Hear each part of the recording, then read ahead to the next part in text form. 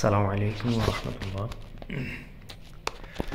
Bangladesh police trainee recruit constable এবং SIA নিয়োগ পদ্ধতিতে একটা প্রাথমিক পদ্ধতি আছে, সেটা হচ্ছে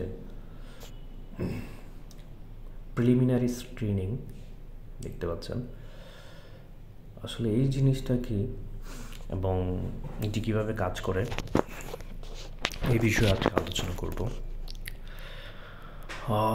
আসলে আমরা যারা আবেদন করি মূলত পুলিশে কনস্টেবলের জন্য বা SI এর জন্য, তো আমাদের সবার শিক্ষাগত যোগ্যতা বা শারীরিক যোগ্যতা একই থাকে না, বিভিন্ন জনের বিভিন্ন রকম থাকে। তো এখানে মূলত এই বিভিন্ন জন থেকে ভালোদেরকে বাছাই করার জন্য, তো যাদের এডুকেশনস কোয়ালিফিকেশন ভালো, শিক্ষাগত যোগ্যতা ভালো এবং শারীরিক ফিটনেসগুলো ভালো, তাদেরকে বাছাই করার জন্য মূলত এই প্রিলিমিনারি স্ক্রিনিংটা, এটা মূলত ওয়েবসাইটের মাধ্যমে করা হয়। ওয়েবসাইটে এই রেজাল্টটা প্রদর্শন করে। ধরুন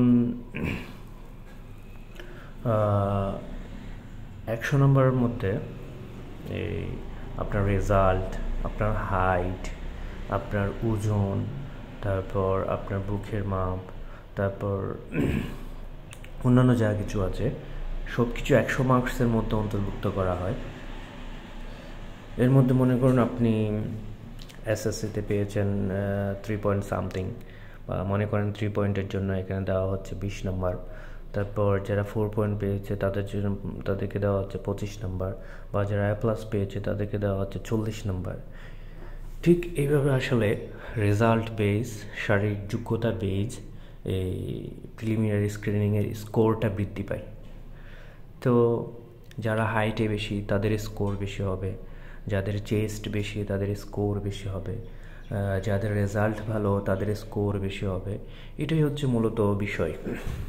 মূলত প্রাথমিকভাবে আপনাদের যে ডেটাগুলো আছে, আপনাদের রেজাল্ট, আপনাদের হাইট, আপনাদের ওয়েট, তারপর আপনাদের চেস্ট, এগুলো সবগুলো তারা ওয়েবসাইটে ইনপুট করে দিবে ডেটাগুলো। তারপর ওয়েবসাইট অটোমেটিক্যালি এগুলো ক্যালকুলেশন করে বা রিসার্চ অ্যানালাইজ করে একটা ডাটা তৈরি করবে। যাদের রেজাল্ট ভালো, যাদের হাইট ভালো, যাদের ওজন ভালো, তাদের রেজাল্ট মানে তাদের স্কোরটা ভালো আসবে। মনে করেন 100-100-র মধ্যে 80, 85, 70-এর উপরে আসবে। আর যাদের রেজাল্ট কম তাদের একটু কম আসবে স্কোর। তো এখানে বাংলাদেশ পুলিশ মূলত একটা নির্দিষ্ট স্কোর সিলেক্ট করে, মনে করেন 70, তারা ধরে নিল যে যারা 70 পাবে তাদেরকে আমরা পরীক্ষার সুযোগ দিব, বাকি যারা 70-এর নিচে পাবে তাদেরকে আমরা সুযোগ দিব না। তো এইভাবেই মূলত যারা মনে করেন 10,000 জন আবেদন করছে, 10,000 জনের মধ্যে 2,000 জন 70-এর উপরে আছে, তারা অন্য তাকে পরীক্ষা দেওয়ার জন্য বা কনস্টেবল পরীক্ষা দেওয়ার জন্য সুযোগ পায়, বাকি 8,000 পরীক্ষা দেওয়ার জন্য সুযোগ পায় না। এটা আসলে একটা ভালো একটা পদ্ধতি। বলতে ভালোরা প্রাথমিকভাবে যারা ভালো, একাডেমিক্যালি যারা ভালো, যারা শারীরিকভাবে ভালো, তারা পরীক্ষা দেওয়ার সুযোগ পায়। তবে এটার কয়েকটা ব্যাড সাইডও রয়েছে, খারাপ সাইডও রয়েছে। খারাপ সাইডগুলোর মধ্যে হচ্ছে অনেকে প্রাথমিক আবেদনে সঠিক তথ্যটা দেয় না, বেশি দিয়ে প্রিলিমিনারি স্ক্রিনিংয়ে পাস করে। দ্বিতীয়টা হচ্ছে একটা প্রার্থীকে আসলে রেজাল্ট দিয়ে, SSC রেজাল্ট দিয়ে বিবেচনা করার একটা প্রয়োজন মনে করি না।